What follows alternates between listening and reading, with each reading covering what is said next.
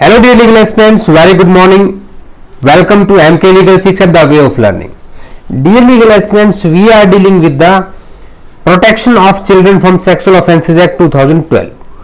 अब तक की सीरीज में हमने कई सारे लेक्चर्स कवर कर लिए हैं और आज एक बहुत ही इंपॉर्टेंट चैप्टर हम डील करने वाले, साथ में दो चैप्टर आज हम डील करेंगे। दो चैप्टर क्यों डील कर रहे हैं, इसके पीछे एक रीजन है। देखिए चैप्टर 7 और 8। 7 बात करता है आपका स्पेशल कोर्ट की, और स्पेशल कोर्ट बनाई कैसे जाएंगी, उस कोर्ट के अंदर प्रोसीजर क्या होगा, ये चैप्टर 8 कहता है। तो always read with the chapter 7 with chapter 8, because special court के साथ में प्रोसीजर भी पढ़ा जाना चाहिए। सेक्शन नंबर 28 से लेकर के सेक्शन नंबर 37 तक दोनों चैप्टर्स आज हम कवर करने वाले हैं। ठीक है, सेक्शन 28 से लेकर के 32 तक चैप्टर 7 है और 33 से 37 तक आपका चैप्टर 8 है। सो आज इन दोनों को हम डील करेंगे। ये हमारा लेक्चर नंबर 8 है। This is lecture 8। ठीक है, इससे पहले के 7 लेक्चर हो चुके हैं। All the 7 lectures in the detailed discussion of the POCSO. अगर उनको आपने नहीं देखा है तो सबका लिंक डिस्क्रिप्शन में, वहां जाके आप देख लें। और साथ ही मेरी आपसे रिक्वेस्ट है कि एमके लीगल शिक्षा को साथ में सब्सक्राइब कर लें और बेल आइकन को भी प्रेस करें, जिससे नए वीडियोस के अपडेट्स आप तक टाइमली पहुंच सकें। डियर लीगल एस्पिरेंट, सबसे पहले जब मैं बात करता हूं स्पेशल कोर्ट की, तो स्पेशल कोर्ट का मतलब क्या है कि किसी एक पर्टिकुलर सब्जेक्टिव ज्यूरिसडिक्शन को दे देना। एक सब्जेक्टिव ज्यूरिसडिक्शन क्या होता है, ज्यूरिसडिक्शन हमने पढ़ा था। एक होता है आपका सब्जेक्ट मैटर, एक आपका होता है टेरिटोरियल, और एक आपका होता है पिक्यूनियरी।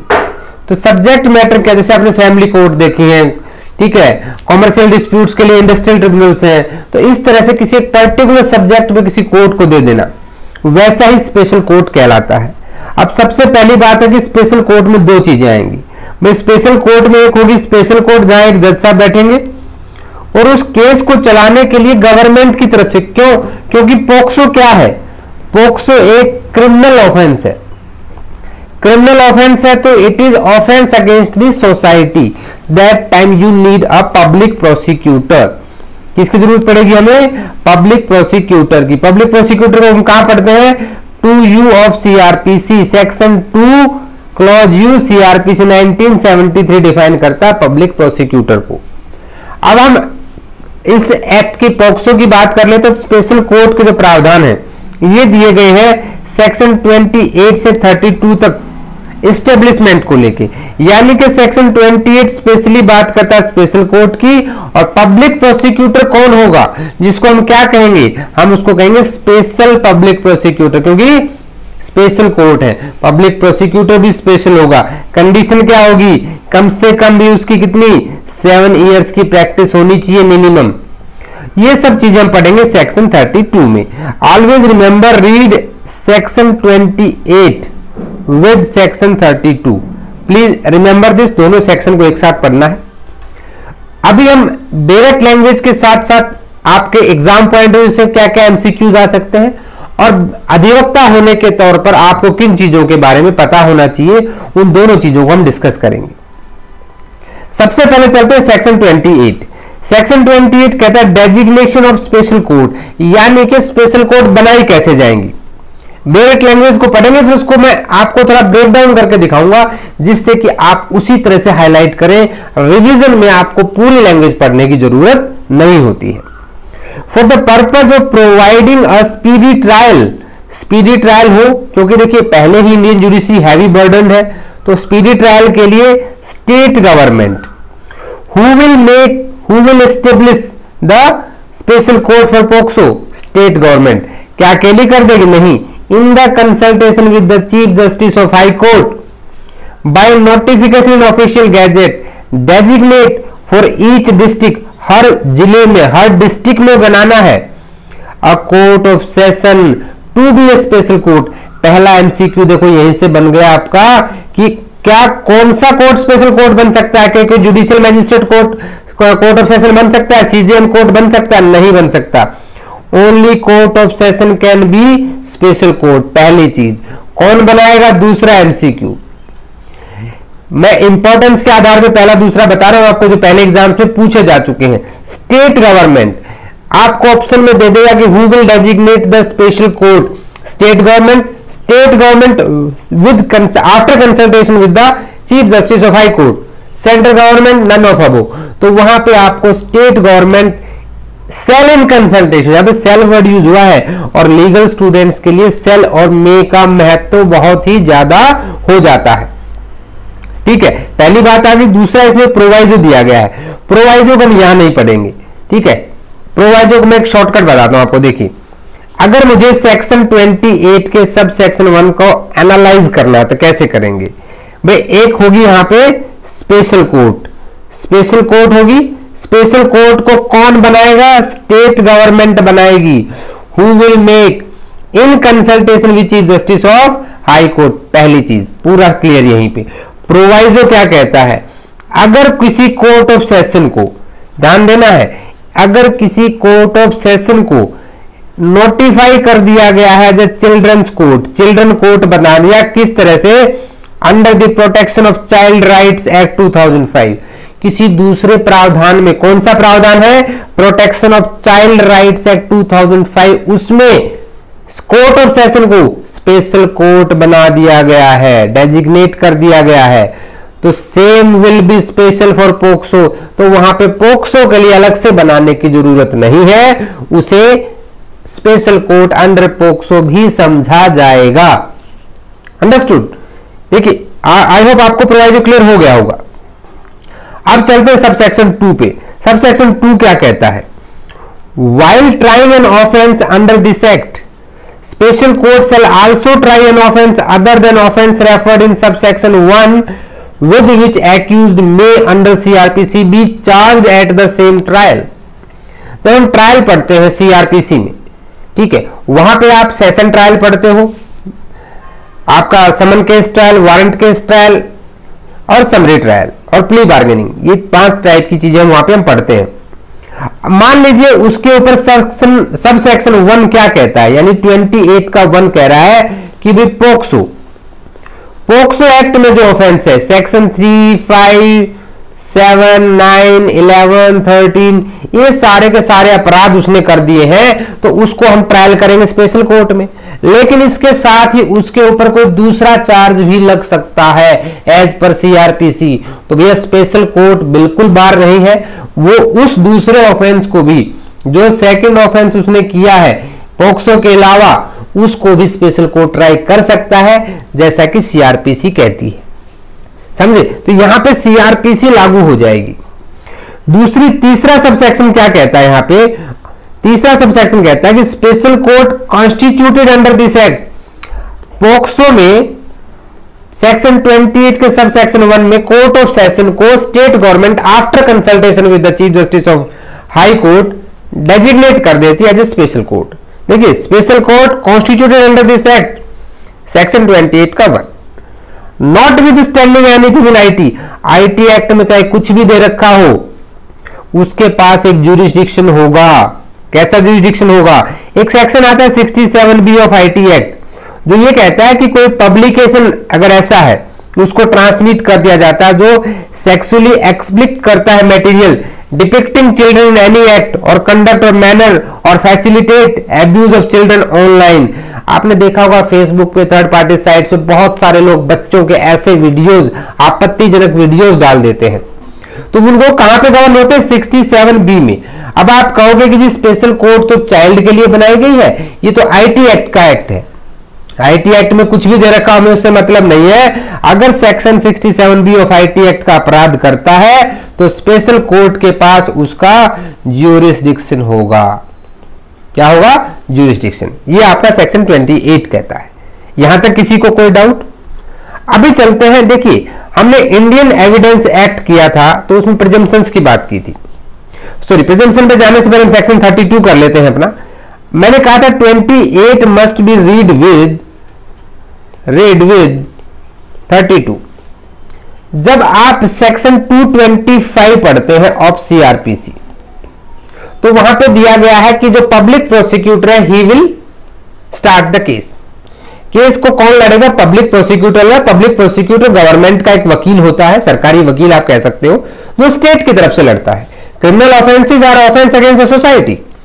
अब पब्लिक प्रोसिक्यूटर जो स्पेशल कोर्ट में ऐसे केसेस को डील करेगा उसे कहा जाएगा स्पेशल पब्लिक प्रोसिक्यूटर।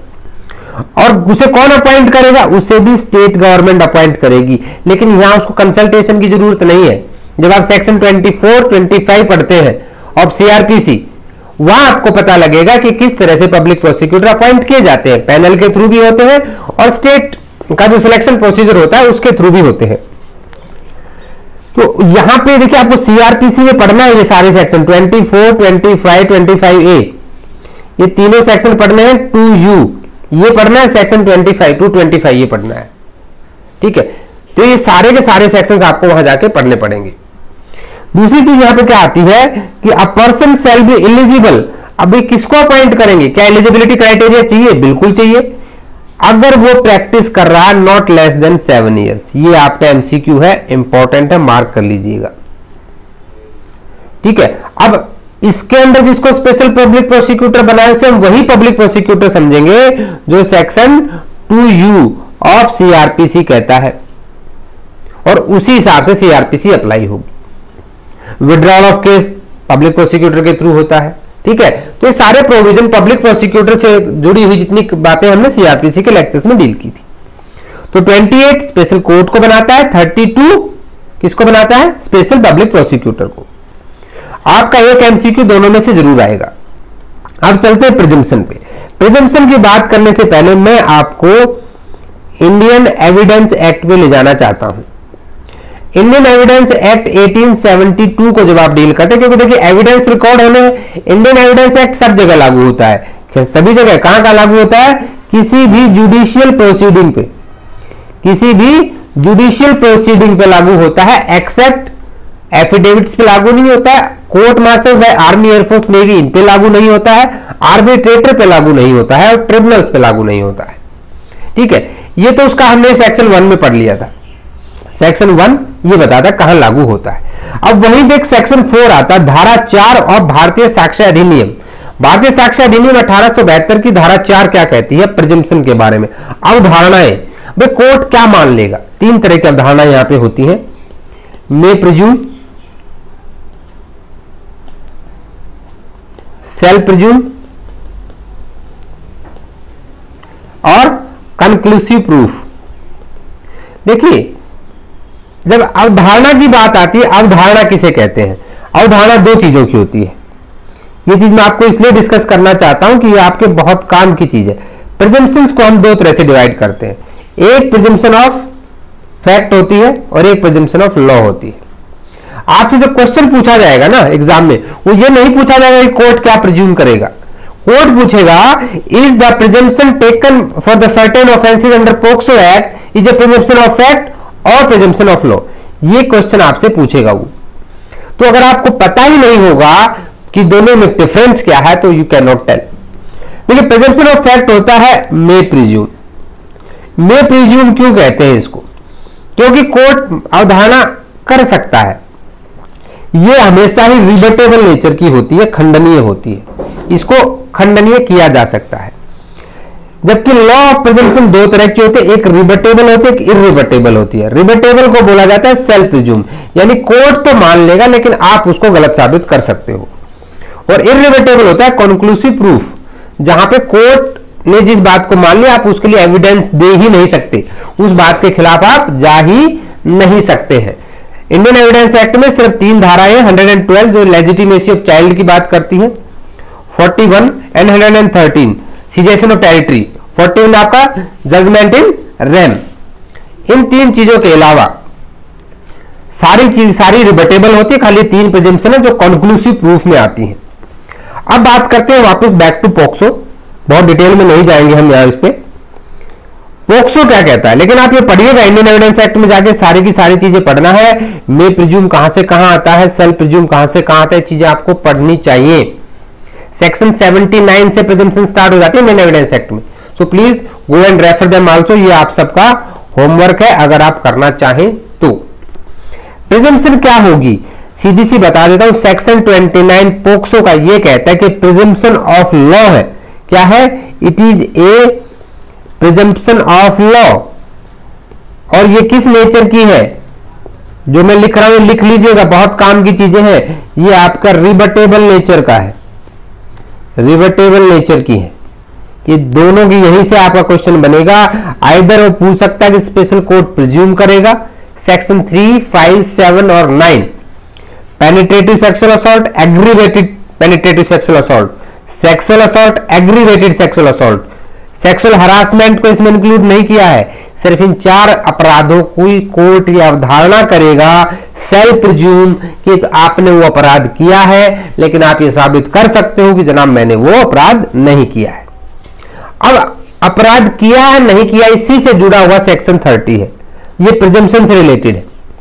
एक होती है culpable mental state. Culpable mental state का क्या मतलब होता है कि आपकी इंटेंशन क्या थी, मोटिव क्या था, आपको नॉलेज ऑफ फैक्ट था, आपका बिलीफ, रीजन टू बिलीव क्या था, क्या आपको पता था कि ऐसा करूंगा तो मैं ऐसा हो जाएगा। ये आपकी मेंटल स्टेट है। अब मेरे पास एक रिवॉल्वर है, मुझे सामने वाले को क्या करना है, गोली मार देनी है। ठीक है, अगर मैं गोली मार रहा हूं तो मुझे पता है कि उसको गोली लगेगी, वो मर जाएगा, मेरे ऊपर मर्डर के चार्ज लगेंगे और मेरे को जेल हो सकती है। ये कानून की अवहेलना होगी, कानून अपने हाथ में लेना होगा। ठीक, अपराध की श्रेणी में ये आता है। ये मेरी कल्पेबल मेंटल स्टेट है। तो यहां पे कोर्ट क्या प्रिज्यूम करेगा? कोर्ट ये प्रिज्यूम करेगा कि जिस आदमी ने ऐसा अपराध किया है वहां पे ऐसी कल्पेबल मेंटल स्टेट एग्जिस्ट करती थी। यहां भी देखिए सेल्फ प्रिज्यूम आया है। क्या आया है? ध्यान देना इस चीज के ऊपर। ये भी आपका कैसा प्रिजम्पशन है? 29 की तरह प्रिजम्पशन का एक्सटेंशन है बस। ये भी सेल्फ प्रिज्यूम है, प्रिजम्पशन ऑफ लॉ है, रिबटेबल प्रिजम्पशन है। और इस पर्पज के लिए special court believes it to exist beyond reasonable doubt।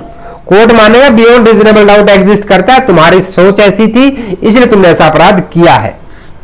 Not merely when it exists established by the preponderance of probability। ये 2 शब्द आपने सुने होंगे। प्रीपोंडरेंस ऑफ प्रोबेबिलिटी होता है संभावनाओं के आधार पर। जितने भी सिविल मैटर्स होते हैं उनको निर्धारित करता है कोर्ट प्रीपोंडरेंस ऑफ प्रोबेबिलिटी के आधार पर। और जो अपराध क्रिमिनल नेचर के होते हैं, ऑफेंस क्रिमिनल के अंदर जो ट्रायल होता है वहां पे बियॉन्ड रीजनेबल डाउट होता है, यानी कि बिल्कुल हर संदेह से दूर। तो कोर्ट तो मान लेगा भाई, संभावनाएं नहीं मानेगा, लेकिन आप चाहो तो प्रूव कर सकते हो।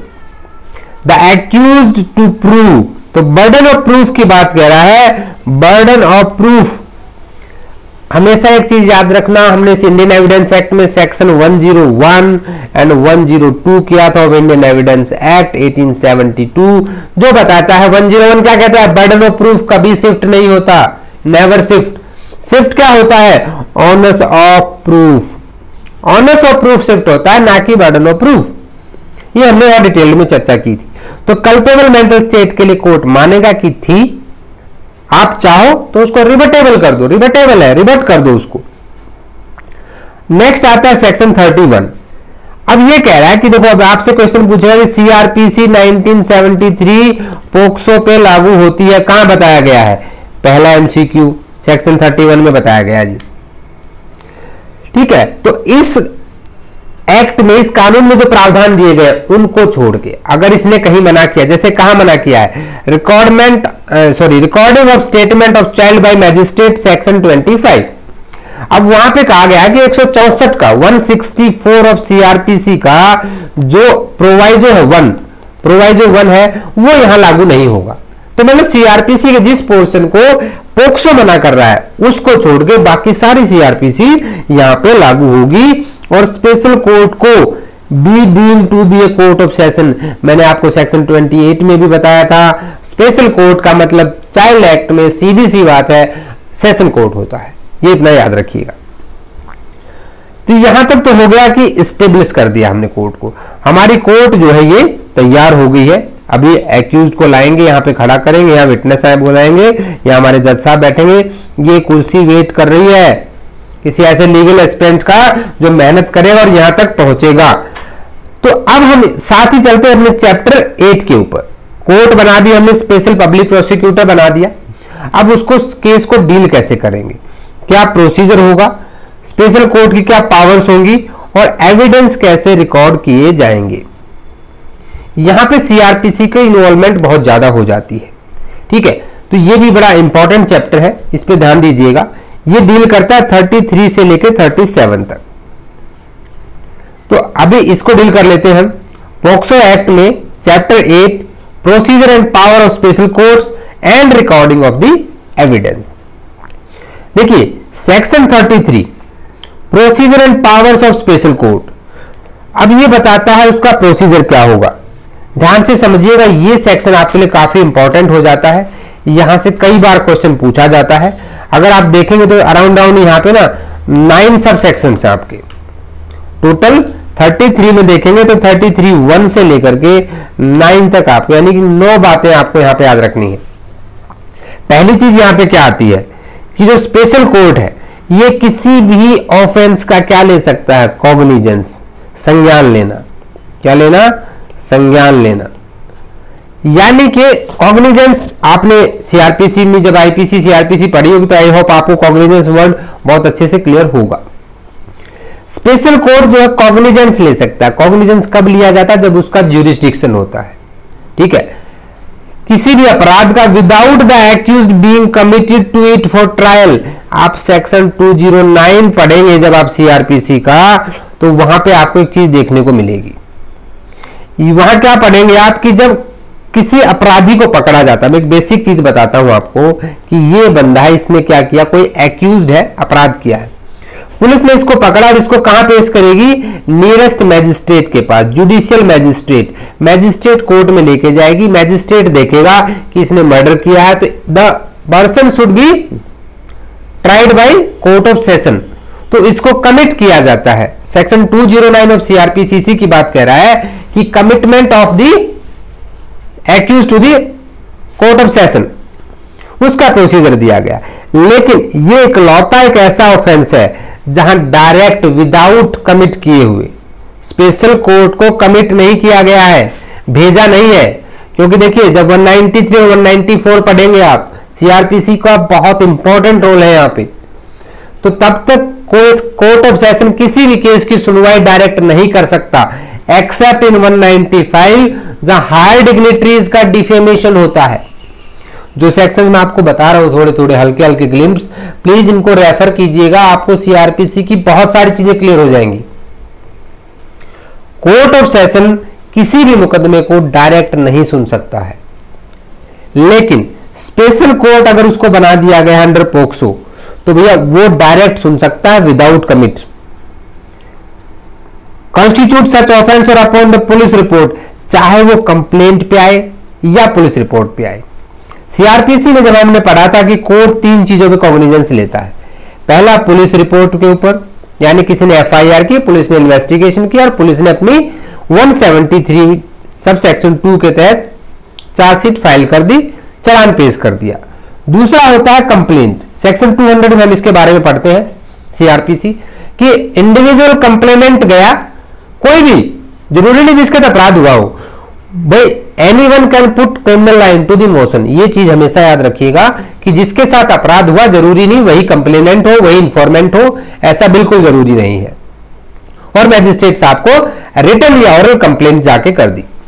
थर्ड होता है सुओ मोटो, कि जज साहब को कहीं से पता लगा कि ऐसा अपराध हुआ है तो कोर्ट अपने आप स्वतः संज्ञान ले सकता है।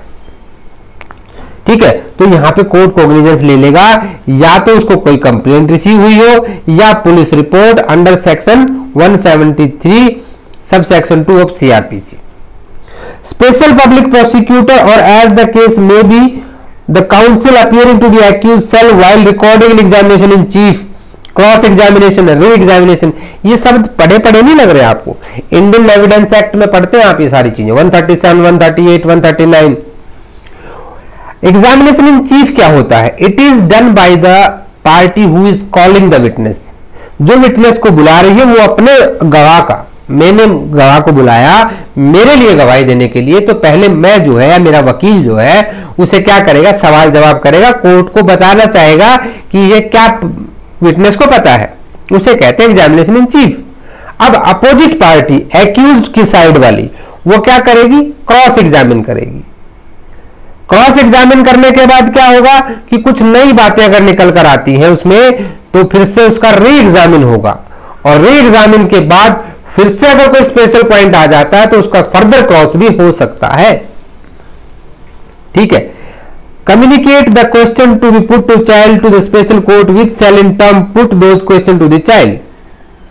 स्पेशल पब्लिक प्रोसिक्यूटर क्या करेगा, जिसे सेक्शन 32 में हमने अभी अपॉइंट किया था, और जो काउंसिल है, दो लोग होंगे यहाँ पे भाई, गवर्नमेंट की, स्टेट की तरफ से कौन होगा, स्पेशल पब्लिक प्रोसिक्यूटर एसपीपी, और उधर से कोई एडवोकेट साहब होंगे जो एक्यूज का केस लड़ेंगे मोटी फीस लेकर के। ठीक है। तो यहां पे फिर क्या होगा, यहां पे जब भी examination chief, cross examination, re examination होगा, ठीक है, किसका, चाइल्ड का, यहां विटनेस का नहीं, चाइल्ड का बता रहा हूं, बच्चे का जब ऐसा होगा तो वो क्वेश्चन क्या उसको पुटअप करने हैं, वो स्पेशल कोर्ट को पहले से बताएंगे कि भैया देखो हम ये क्वेश्चन बच्चे से पूछने वाले हैं। कोर्ट को अगर लगता है कि कोई क्वेश्चन गलत है तो वो नहीं पूछने दिया जाएगा। स्पेशल कोर्ट में if it consider necessary permit frequent breaks for the child. भैया बच्चा है, परेशान हो जाता है, बीच बीच में उसको बोलेगा कि बेटा जाओ चॉकलेट वगैरह खाओ, आराम से रहो, थोड़ा सा रिलैक्स हो जाओ। बहुत रिसेंट एक केस आया था जिसमें सुप्रीम कोर्ट ने कह दिया है कि under section 33 sub section 3 and 4 the special court must make the court child friendly. बच्चे को ऐसा महसूस नहीं होना चाहिए कि भाई वहां पे बहुत कुछ ऐसा हो गया। 2019 का एक बहुत बढ़िया जजमेंट है इसके ऊपर। Special court shall create child friendly atmosphere. कैसे होगा चाइल्ड फ्रेंडली एटमोस्फियर, बच्चे को खड़ा कर दो कटघरे में, किसी को पास मत आने दो, ऐसे होगा नहीं। उसके फैमिली मेंबर्स को, उसके गार्जियन को, उसके फ्रेंड को, रिलेटिव को, जिसे बच्चे का ट्रस्ट है, जिसके ऊपर बच्चे का फेथ है, उसको बच्चे के साथ अलाउ कर दिया जाएगा। ठीक है। सब सेक्शन 5 कहते हैं special court self ensure child is not called repeatedly. भाई देखो ऐसा नहीं है बच्चे को आज बुला लिया गया, जो पूछना पूछो, बार बार नहीं बुलाया जाएगा, बच्चा परेशान हो जाएगा। पहले उसके साथ एक ऑफेंस हुआ है, उसे न्यायालय ऐसे परेशान नहीं करेगा। सब सेक्शन 6 कहता है special court shall not permit aggressive questioning, character assassination of child. भाई देखो वकील साहब, आपने देखा हो बहुत सारी मूवीज में, 375 आपने देखी थी, कुछ भी पूछ लेते हैं वकील, ऐसा नहीं होगा।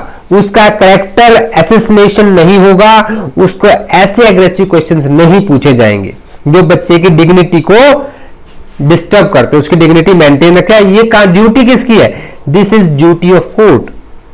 7 कहता है special court shell ensure that identity of child. देखिए हमने पहले पढ़ चुके हैं कि मीडिया का क्या रोल होगा।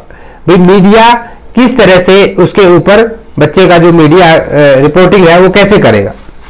मीडिया ने एक स्पेशल प्रोसीजर दिया गया है, तो उसी प्रोसीजर के तहत कहां दिया गया, सेक्शन 23 में।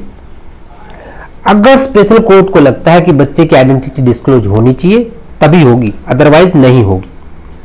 ठीक है। स्पेशल कोर्ट अगर परमिट नहीं करता तो बच्चे की आइडेंटिटी ना तो आईओ को करेगा डिस्क्लोज, ना वकील करेगा, ना कोई और करेगा, और ऐसा करेगा तो उसके लिए अपराध होगा, उसको कोर्ट आपको 6 महीने तक की सजा दे सकता है। 33 कहता है का सेक्शन 8 कहता है in appropriate case special court में in addition to the punishment. भाई पनिशमेंट तो देगा ही, उसके साथ साथ वो कंपनसेशन के लिए भी उसके ऊपर क्या कर सकता है। भाई बच्चे को फिजिकली मेंटली ट्रॉमा हुआ है तो उसको physical immediate rehabilitation of such child, जिससे कि उस बच्चे का जीवन फिर से अच्छे शुरू हो सके, उसके ऊपर कंपनसेशन भी डाल सकता है कि उसमें वो कंपनसेशन किसको दिया जाएगा, चाइल्ड को दिया जाएगा। लास्ट सबसेक्शन 9 कहता है कि special court shall for the purpose of trial have all the power of court of session. भैया इसमें ये कह रहा है कि सेशन ट्रायल होगा, क्या होगा, सेशन ट्रायल। सेक्शन 225 से लेकर के 237 ऑफ सीआरपीसी किसके प्रावधान दिए गए हैं, आपके सेशन ट्रायल के प्रावधान वहां पे दिए गए हैं। ये सारा का सारा जो है सेशन ट्रायल के तहत ही चलेगा। ठीक है। तो सेक्शन 33 ने आपको अभी तक क्या बताया कि स्पेशल कोर्ट की क्या पावर्स होंगी, पावर्स के साथ साथ में ये उसकी ड्यूटी भी बता रहा है। क्या कर रहा है, उसकी ड्यूटीज को भी बताया जा रहा है। ऐसा नहीं है कि सिर्फ भाई आपका सिर्फ पावर बता दी गई है, या साथ साथ में उसकी ड्यूटीज को भी बता दिया गया है। सीआरपीसी में जाके आपको इसको जरूर पढ़ना है, ये आपके चैप्टर 18 में दे रखा है। ठीक है, 4 तरह के ट्रायल है यहाँ पे। आपका जो सेशन ट्रायल है 225 से 237 है, आपका जो फिर वारंट केस ट्रायल है, समन केस ट्रायल है 238 से 250 तक आपका वारंट केस ट्रायल है, 251 से 59 तक आपका समन केस ट्रायल है, और फिर आपका समरी ट्रायल आता था 260 65 तक। तो उसी तरह से आपके प्रावधान होंगे, जैसे कि ट्रायल कौन कंडक्ट करेगा, वहां पब्लिक प्रोसिक्यूटर करता है या स्पेशल पब्लिक प्रोसिक्यूटर करेगा। ठीक है, तो उसको जरूर पढ़ लीजिएगा। सेक्शन 34 पे आते हैं। 34 अब क्या कह रहा है? 34 कह रहा है procedure in case of commission offence by child. ठीक है, अभी तक तो अपराध किसने किया था? किसी एक्यूज्ड ने किया था, किसी चाइल्ड के अगेंस्ट में। लेकिन अब हम कह रहे हैं कि चाइल्ड के साथ में किसी दूसरे चाइल्ड ने, यानी कि अब जो एक्यूज्ड है वो भी क्या है? चाइल्ड है। चाइल्ड डेफिनेशन कहां दी गई है? 2D में, जहां हमने माना 18 साल से कम। और ये चाइल्ड कौन है? जिस चाइल्ड के खिलाफ अपराध हुआ है। अब 34 यहां देखिए क्या कहता है। एक जुवेनाइल जस्टिस एक्ट आता है 2019 में, ये अमेंडमेंट हुई थी, यहां पे 2015 आएगा। ठीक है, 2015 में जेजे एक्ट पूरी तरह से रिवाइज हो चुका है। तो सबसे पहली चीज क्या है कि जब बच्चे की ऐसा एक्यूज चाइल्ड हो, तो एक्यूज को कैसे डील करेंगे? जब चाइल्ड एक्यूज्ड है, चाइल्ड एक एक्यूज्ड है, अगर वो पॉक्सो के अंदर में, तो उसे JJ act, juvenile justice care and protection of children act 2015 में डील किया जाएगा। पहली चीज। दूसरा यहां पे क्या आ जाता है कि अगर मान लो क्वेश्चन अराइज हो जाता है स्पेशल कोर्ट के सामने कि वो चाइल्ड है या नहीं है। हमने तो कह दिया कि जो section 2 sub section 1 clause D of POCSO ये कह रहा है कि 18 साल से कम का होना चाहिए। तो भैया उस टाइम के ऊपर स्पेशल कोर्ट कैसे करेगा? अब वो उसकी एज को डिसाइड करेगा, जैसे वो सेटिस्फाई होता है, वो उसकी मर्जी है, डिस्क्रिशनरी पावर है। लेकिन उसने जिस तरह से किया है तो वो आपका रीजन राइटिंग में रिकॉर्ड करेगा। No order made by special court shall be deemed to be invalid. अब स्पेशल कोर्ट ने कोई आदेश पारित कर दिया तो वो इस बात पे नहीं हो सकता कि भैया बाद में उसकी करेक्ट एज नहीं थी, उसका कुछ एज का इशू था, ये बात वहां पे नहीं सुनी जाएगी। 34 में एक ही चीज याद रखिए इंपॉर्टेंट एमसीक्यू साइड से, कि अगर चाइल्ड एक्यूज्ड है तो he will be dealt under the JJ act 2015। That's enough. अब आते हैं 35 में। अब मान लीजिए जो चाइल्ड है, अब चाइल्ड का क्या है कि एज के ऊपर आपने सेक्शन 34 में देख लिया क्या था। अब 35 कह रहा है कि period of recording evidence of the child and disposal of case. अब यहां पे चाइल्ड को आप कह रहे हो रिपीटेडली नहीं बुलाया जाएगा। सेक्शन 33 में अभी आपने पढ़ा कि उसको रिपीटेडली नहीं बुलाएंगे भैया, बार बार नहीं बुलाएंगे। तो भैया कोई समय सीमा निर्धारित की है आपने? बिल्कुल की है। The evidence of child shall be recorded with in a period of 30 days. 30 days में जो एविडेंस है वो रिकॉर्ड हो जाएंगे। एमसीक्यू में मोस्ट इंपॉर्टेंट मार्क कर लीजिए। कंफ्यूज हो गए आप? यहां 2 समय सीमाएं दी गई है, एक केस के डिस्पोजल की 1 साल और एक एविडेंस के रिकॉर्ड की 1 महीना, यानी कि 30 डेज। सो अलग अलग इनको याद रखना है, अच्छे से हाईलाइट कर लीजिएगा। द स्पेशल कोर्ट कब से होगा 30 डेज? जिस दिन से स्पेशल कोर्ट ने कॉग्निजेंस लिया, संज्ञान लिया है। ठीक है, अगर डिले होता है तो उसको रीजन फॉर डिले वो स्पेशल कोर्ट रिकॉर्ड करेगा, किस वजह से डिले हुआ है। अब special court shell complete the trial. अब देखिए 2 चीजें आती हैं। पहली चीज यहां पे क्या है? पहली चीज है कि एविडेंस रिकॉर्ड।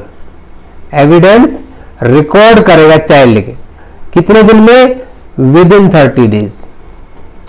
अभी उसका ट्रायल जो है वो कंप्लीट करना है। क्या करना है? कंप्लीट करना है। कितने दिन में? 1 साल में, within 1 year from the date of taking of the cognizance की दिन से ही ये चीजें मानी जाएंगी। 36 कहता है child not to be see accused at the time of testifying. भी देखो ऐसा है कि कोर्ट को इंश्योर करना है कि चाइल्ड जो है एक्यूज के बिल्कुल सामने ना आए। इसके लिए कोर्ट बीच में पर्दा लगवा सकता है। साथ ही साथ देखिए कोर्ट को एक्यूज के राइट्स को भी देखना है। ऐसा नहीं है कि जब तक गिल्टी नहीं हो जाता तब तक कोर्ट की नजर में वो इनोसेंट है। तब तो एक्यूज के जो राइट्स है वो भी यहाँ पे ध्यान रखने हैं कोर्ट को। तो सुप्रीम कोर्ट ने बहुत बार कई केसेस में गाइडलाइंस इशू की है कि मान लीजिए इस कैटेगरी में आपका चाइल्ड है या आपका एक्यूज है, तो आप बीच में पर्दा लगा सकते हैं, या कोई भी ऐसा ऑडियो वीडियो तरीके से जिससे कि दोनों एक्यूज को भी पता लगे चाइल्ड क्या कह रहा है, लेकिन चाइल्ड को एक्यूज ना दिखे, उसके प्रेजेंस का उसको पता ना चले। Special courts ensure that child is not exposed in any way to the accused at the time of recording of evidence, while at the same time ensuring that the accused is in position to hear the statement of child and communicate with his advocate। अपने वकील से बात भी कर सके और वो सुन भी सके। ठीक है, ये उसका यहां पे राइट बन जाता है। ठीक है, अब यहां पे एक चीज और देखिए आप, For the purpose of subsection, special court may record the statement of child through video conferencing by utilizing single visibility mirrors और curtains। भाई कोर्ट की मर्जी है, तरीका दे दिया गया जो हमने बात की उसी तरह से यहाँ पे हो जाता है। अब एक सेक्शन हमने पढ़ा था 24 के 3 में, इसके साथ ही मैं उसको भी डील करना चाहता हूं, जहां पे पुलिस ऑफिसर आईओ जो है, जो कि एक महिला होनी चाहिए, मिनिमम उसका सब इंस्पेक्टर रैंक होना चाहिए, यूनिफॉर्म में नहीं होनी चाहिए, वो चीज रिकॉर्डिंग करेगी। तो वहां उसको देखना है कि at the no point of examination child should come in the contact with the accused. 24 के 3 को 36 के साथ नहीं पढ़ना चाहिए क्या? बिल्कुल, वहां पुलिस ऑफिसर की ड्यूटी है, किसकी ड्यूटी है? कोर्ट की ड्यूटी, यही डिफरेंस है। अब आती है proceeding in camera. Camera Bollywood वाला कैमरा नहीं है, आई होप कैमरा से आप सबको अच्छे से पता होगा। कैमरे का मतलब क्या होता है कि बंद कमरा, बंद कमरे में केस का जो संचालन है वो किया जाना चाहिए। The special court shell try the cases in camera. जैसे क्या होता है ना, जनरली कोर्ट में देखा होगा आपने, हर आम पब्लिक को भी अलाउ कर दिया जाता है, लेकिन ऐसे केसेस में कोई अलाउ नहीं है, because the identity of child must not be disclosed. So to prevent this the court is doing this trial in the camera। Index based MCQ काफी इंपॉर्टेंट हो जाता है। उसके बाद आते हैं 38 पे। अब 38 यहां पे क्या कहता है? 38 कहता है असिस्टेंस ऑफ इंटरप्रेटर और एक्सपर्ट। अब यहां एक चीज और बता दूं मैं आपको, एक साथ एक चीज और पढ़नी चाहिए हमें। केस लिख लीजिएगा यहां पे, राकेश कुमार वर्सेस स्टेट, 2014 का केस है। अब बच्चे को आपने कह दिया 36, 37 में कि भाई सबसे अलग थलग रखना है, लेकिन सेक्शन 36 के साथ ये केस पढ़ा जाना चाहिए था। अब टीआई परेड होती है, TI parade, test identification parade. यहां पे कोर्ट ने गाइडलाइंस दी थी कि किस तरह से होगा। ये दिल्ली का एक केस था जहां तिहाड़ जेल के बगल में कोर्ट है, बिल्कुल उससे एडजेसेंट, वहां पे टीआई परेड की गई थी। बच्चे को जेल के अंदर नहीं ले जाया जाएगा। जनरली जो टीआई परेड होती है वो जेल प्रेमिसेस में होती है, लेकिन इस केस में वो नहीं जाएगा। जेल का जो सुपरिटेंडेंट है वो उसके साथ में रहेगा बच्चे के। ठीक है, और उसकी मैक्सिमम कोशिश की जाएगी कि वह महिला जो कर्मी है, सुरक्षा कर्मी है जेल के, उनकी ड्यूटी वहां पे लगाई जाए। ठीक है, तो ये काफी इंपॉर्टेंट केस है। हालांकि केस लोग पूछे नहीं जाते माइनर लॉज में, फिर भी आपको ये चीजें पता होनी चाहिए। अभी सेक्शन 38 बच गया है। 38 क्या कहता है? असिस्टेंस ऑफ इंटरप्रेटर और expert while recording evidence of child. अभी चाइल्ड है, बच्चा है, वो उसकी उम्र हो सकता है 3 साल हो सकता है 2 साल हो सकता है 4 साल हो, 5 साल हो, क्योंकि आप देखते हैं कि पॉक्सो के अंदर में बहुत ही हीनियस ऑफेंसेस होते हैं। अब वो बच्चा इतना बड़ा सहमा रहता है, पहले उसका अपराध हो गया, उसका रिकॉर्ड जब आप एविडेंस करेंगे तो वो नहीं बता पाता है। तो ऐसे टाइम पे क्या है, कोर्ट असिस्टेंस ले सकता है किसी भी ट्रांसलेटर का, इंटरप्रेटर का, जिसके पास ऐसी क्वालिफिकेशन हो। ठीक है, तो 38 क्या कह रहा है कि जी ट्रांसलेटर या इंटरप्रेटर का आप यहां पे जो है उसको ले सकते हो। उसके बाद अगर बच्चा फिजिकली या मेंटली डिसेबल है तो उस टाइम पे स्पेशल एजुकेटर की असिस्टेंस ले सकती है। सेम चीज आपने देखा हो तो सेक्शन 26 जहां पे रिकॉर्डिंग ऑफ स्टेटमेंट के लिए एडिशनल गाइडलाइंस बताई गई है सेक्शन 26 में। 24 में रिकॉर्ड करता पुलिस ऑफिसर, 25 में मैजिस्ट्रेट, और 26 में एडिशनल गाइडलाइन बताई गई है कि क्या क्या होना चाहिए। 26 में जो आप पढ़ेंगे, स्पेशली 26 का सब सेक्शन 3, तो वहां भी ये सेम चीज दी गई है। ठीक है, तो 38 भी उसी की बात कह रहा है। सो यहां पे हमारा पोक्सो कंप्लीट हो जाता है। ठीक है, पोक्सो में हमने देखा सेक्शन 33 से लेकर के आपका 28 से लेकर के 32 तक स्पेशल कोर्ट कैसे बनाई जाएंगी, स्पेशल पब्लिक प्रोसिक्यूटर कैसे होगा। फिर हमने सेक्शन 33 से 38 तक पढ़ा कि किस तरह से आपका प्रोसीजर क्या होगा, चाइल्ड की रिकॉर्डिंग कब की जाएगी, एविडेंस जो है वो evidence with in 30 days record करने हैं, ट्रायल जो है ट्रायल कब तक खत्म करना है, विद इन 1 ईयर ट्रायल जो है वो खत्म हो जाना चाहिए। तो ये सारी की सारी चीजें आपके एग्जाम के लिए काफी इंपॉर्टेंट है, तो इसको एक बार क्विक रिकैप जरूर कर लें। आई होप आपको वीडियो अच्छा लगा होगा। So thanks for watching this video. अगर आपको ये सीरीज सही में अच्छी लग रही है तो प्लीज सब्सक्राइब कर लें, और आपके कमेंट्स ही डिसाइड करेंगे कि हम अगले माइनर लॉ की सीरीज भी ऐसे लेकर आए। अगर आपके कोई भी डाउट्स है, कोई सजेशंस है, कोई स्पेशल माइनर लॉ आप चाहते हैं जिसपे हम डिस्कस करें, तो उसे मुझे मेल भी कर सकते हैं, या फिर आप मुझे टेलीग्राम पे ज्वाइन कर ले, वहां भी मुझे कमेंट करके बता सकते हैं। इंस्टा पर भी हमें फॉलो करें, वीडियो को लाइक कर दें, अपने दोस्तों से शेयर भी करें, और कमेंट करके जरूर बताएं कि ये सीरीज कैसी लगी है। इसमें 1-2 लेक्चर और बचे हैं, जिसमें कि नेक्स्ट लेक्चर में बेहद खत्म हो जाएगा, और जो लास्ट लेक्चर नंबर 10 होगा उसमें आपको हम एक एमसीक्यू प्रैक्टिस करेंगे कि क्या इंपॉर्टेंट एमसीक्यूज आ सकते हैं। सो मिलते हैं नेक्स्ट वीडियो में with the last chapter 9 from section 39 to 46। Miscellaneous part दिया गया है, बट वहां से भी एमसीक्यूज के लिए काफी एक इंपॉर्टेंट एरिया हो जाता है। So guys, see you in the next video. तब तक के लिए जय हिंद, जय भारत।